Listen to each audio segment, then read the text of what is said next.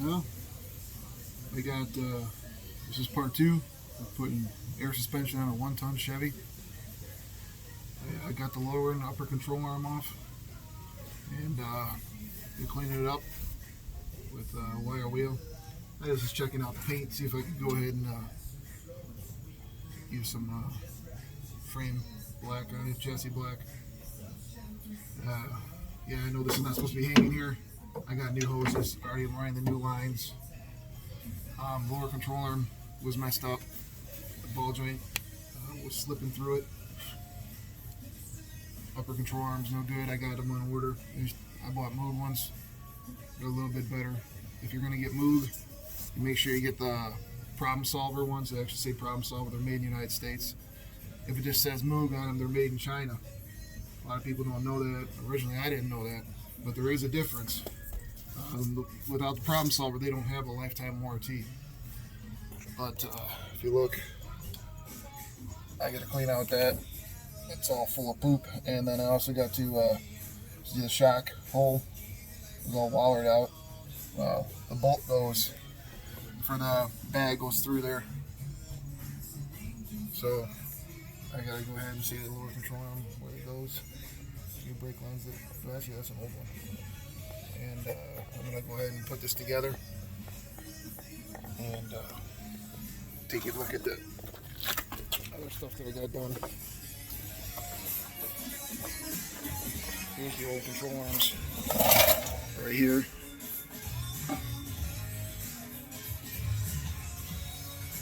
Kind of a ball joint's new, but these bushings are worn out.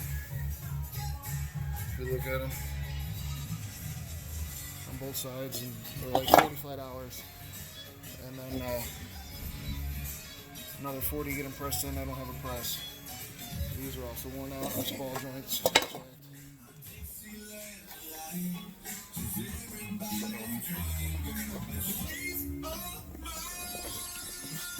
I went ahead and painted these. These are the ones that go through the top. And right there is where you put the airbag. And this goes through. That goes through the shock hole and gets bolted down.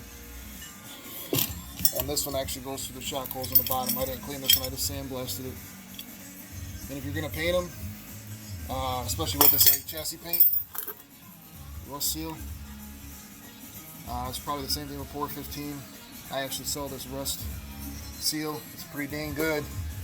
I think it's better than Pour 15 because it's actually cheaper. But what you got to do is you got to sandblast the parts if they're brand new because they have a coating over them from being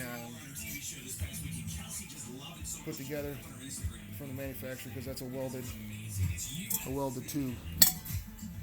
So that's what we're going to do. I'm going to finish painting them and sandblast the other side. And definitely clean up this mess that I made. There's one that I already painted.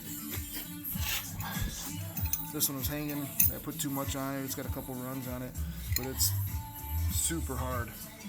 It ain't coming off. All I gotta do is finish this one, and the other one is already done. And I got the whole kit already. So I'll be dropping another video as soon as my control arms come in. And the paint that I used on this is satin black. It's not shiny and it's not flat, because that's about the same color as a factory black right here. If you use flat, I don't like it. Shiny's too shiny, so I went and put the satin.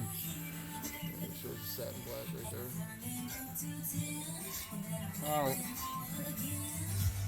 That's pretty much it for this one. I'll get back to wire wheeling and get it cleaned up, and I'll probably put another video on here when I start painting it. But I got some more stuff to wire wheel, as you can tell,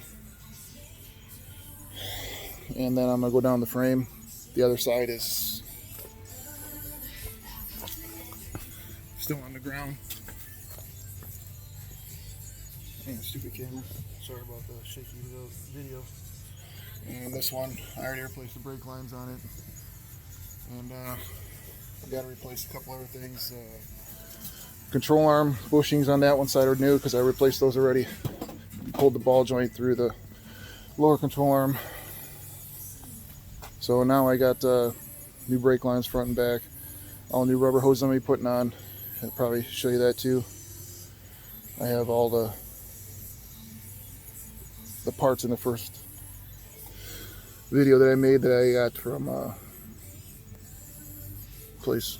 I don't remember the name off. I'll put it in the next video. They put together the whole kit for me, and I bought it. It's actually for 3/4 ton, 1 ton, but with optional axle because this is a single tire. It's got the optional full floating rear end in it. So the diameter of the rear end housing is actually bigger, so you have to let them know which rear end you have in it. It's either the full floating or just like the standard big 14 GM corporate 14 bolt. That's the only thing you really need to know, because on a 1500 it's just a standard axle. They're all the same. And I'm also going to be putting a stereo in. I got a bunch of parts for that already. Sure, I'll make a couple videos on that. And when I start painting the frame again, I'll just put another video on. Alright, bye.